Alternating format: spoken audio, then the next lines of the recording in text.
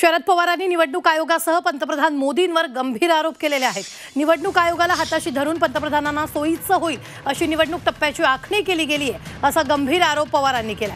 Zee 24 तासचे संपादक कमलेश सुतार यांनी घेतलेल्या टू द पॉइंट मुलाखतीत शरद पवारांनी हे आरोप केले।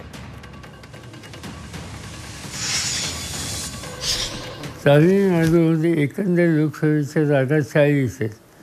तामिळनाडूची निवडणूक 1 दिवसात आहे। महाराष्ट्रात 48 आहेत, तर महाराष्ट्राची निवडणूक 1, 2, 3, 4, 5 टप्प्यामध्ये। याचा अर्थ सरळ असं दिसतंय की निवडणूक आयोगाला हाताशी धरून प्रधानमंत्र्यांना कॅम्पेन करायला जे सुलभ असं टाईम टेबल आहे, ते टाईम टेबल आखलेलं दिसतंय। तुमचा हा आरोप आहे की तुमचा की निवडणूक आयोगाकडून तुम्ही हा गंभीर आरोप करताय। निवडणूक आयोग एक आपण म्हणतो स्वायत्त संस्था आहे, त्याच्यावरती कोणाचे निर्बंध नसावेत। मला एका गोष्टीचं उत्तर सांगा ना की तामिळनाडूमध्ये एका दिवसात जर निवडणूक होऊ शकते, तर इथं का 5 टप्प्यात होऊ शकते?